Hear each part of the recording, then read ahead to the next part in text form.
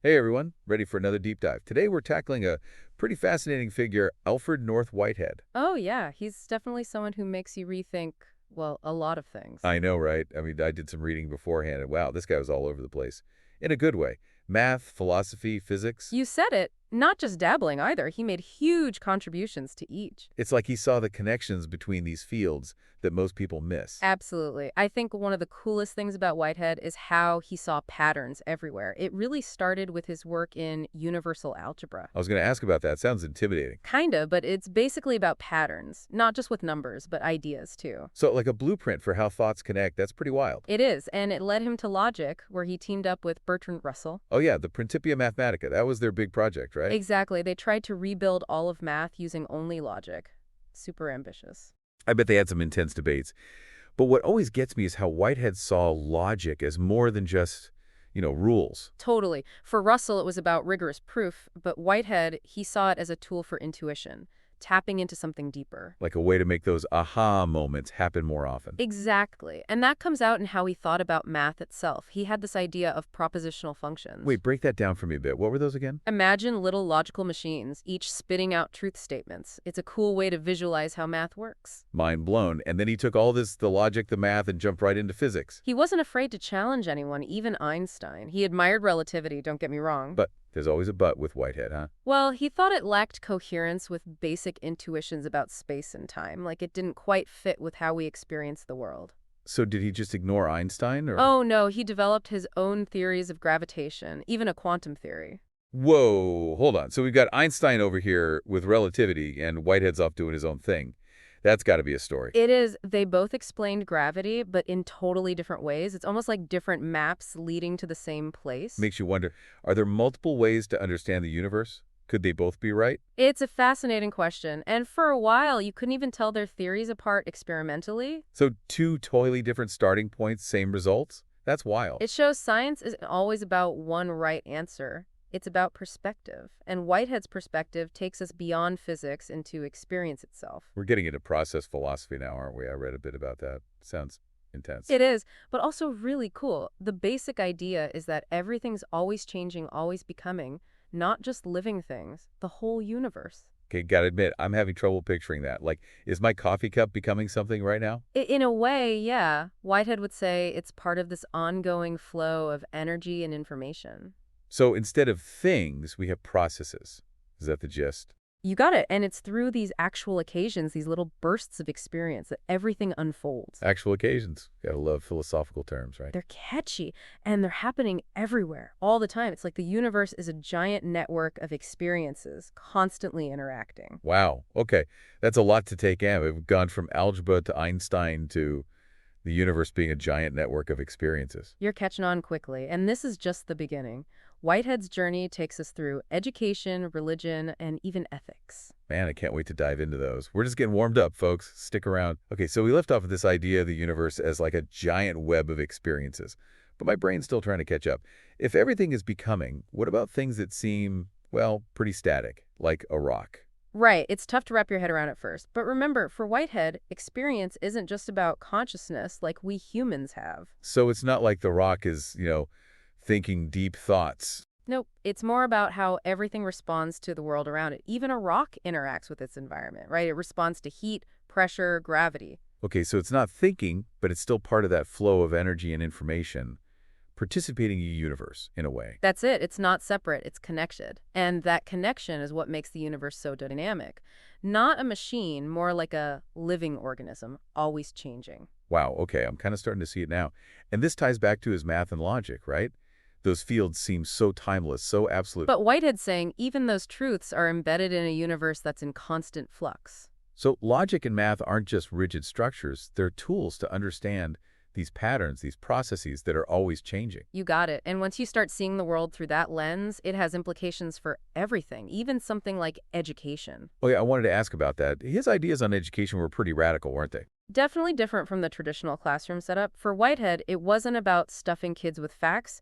It was about fostering growth, helping them become well-rounded individuals. So more about the process of learning than the specific content. Exactly. He thought real learning happened through discovery, through asking questions, making connections. He even had this cool term for it, the rhythm of learning, moving from romance to precision to generalization. Rhythm of learning. I love that. It makes it sound so much more alive. Right. And this rhythm wasn't just for academic stuff. He thought it applied to everything, art, music, even social interaction. So education is about cultivating that lifelong curiosity, that thirst for knowledge. Absolutely. And it all comes back to his process philosophy. For Whitehead, learning is becoming. It's a constant evolution, just like everything else in the universe. It makes you think, how different could our schools be if they followed his lead? It's an interesting thought experiment. Imagine classrooms that were all about exploration, about letting kids find their own answers. I'm feeling inspired already. But we can't forget about religion. Whitehead had some strong opinions there too, didn't he? Oh, yeah, he definitely wasn't afraid to criticize organized religion, especially dogma and resistance to new ideas. But I read that he still saw religion as important, right? Like an essential part of being human. He did. He saw it as part of that search for meaning, for purpose. The challenge was reconciling religious experience with his process philosophy. And that's where his concept of God comes in, right? I've heard it's pretty unique. That's an understatement. For Whitehead, God isn't this all-powerful being sitting up in heaven judging us. It's something much more integrated. Okay, now I'm really curious. So if God's not out there, where is it? For Whitehead, God is part of the universe, part of that creative force driving the process of becoming. So not a creator separate from creation, but something woven into the very fabric of reality. Exactly, and that has huge implications for how we understand ourselves, our place in the universe, and even our ethical responsibilities. We've covered a lot of ground here. From algebra to Einstein to God being part of the universe. It's almost too much for my brain to handle. It's a lot, but it's all connected. Whitehead was a master at weaving together these seemingly disparate threads into this beautiful, complex tapestry. And that's what makes his work so compelling, so thought-provoking. It challenges us to see the world and ourselves in a whole new light. Wow, I feel like we've covered so much ground already, from math to physics to education, religion. We even talked about rocks having experiences. It's quite a journey with Whitehead. He always brings it back to that synoptic vision, though, right? Trying to make sense of it all, not just bits and pieces. Yeah, and that's what I keep coming back to. It's not just the individual ideas, though they are fascinating.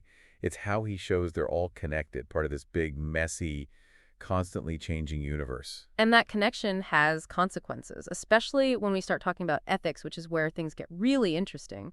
Whitehead wasn't into just abstract principles. So none of that rules handed down from on high stuff. Not exactly. He thought ethics comes directly from how reality works, from that process of becoming, each little actual occasion affecting the next one. So it's not about following a set of rules. It's about understanding that our actions, even tiny ones, ripple outward. They have an impact, whether we realize it or not. You got it. He even challenged how we think about the self. We're not these fixed, unchanging individuals. We're shaped by experiences, relationships, choices, constantly changing too. That's a bit trippy though, right?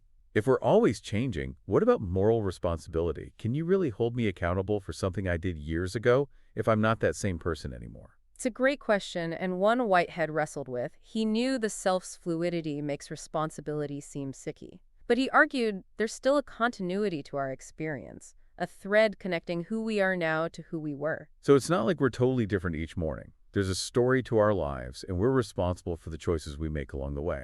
Exactly. And for him, responsibility wasn't about guilt or punishment. It was about understanding that our actions have consequences, both for us and the wider web of existence. It's about recognizing we have the power to contribute to a better world. That's what makes Whitehead so inspiring. It's not just intellectual, it's about how we live, right?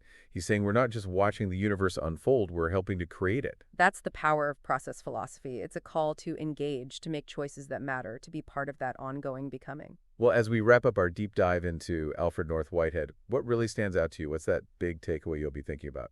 Honestly, it's his sheer boldness. He wasn't afraid of the big questions, even if it meant challenging everyone. He pushed boundaries, made people think differently, and that's what makes his work so relevant, even today. I couldn't have said it better myself. Whitehead's work is tough, yeah, but so rewarding. It leaves you with this sense of awe and a hunger to keep exploring. He challenges us to live more consciously, more intentionally, in tune with the universe. We've only scratched the surface here, but hopefully this deep dive has sparked your curiosity. There's a whole universe of ideas waiting to be discovered in his work. So keep exploring. Thanks for joining us for this deep dive. We'll see you next time.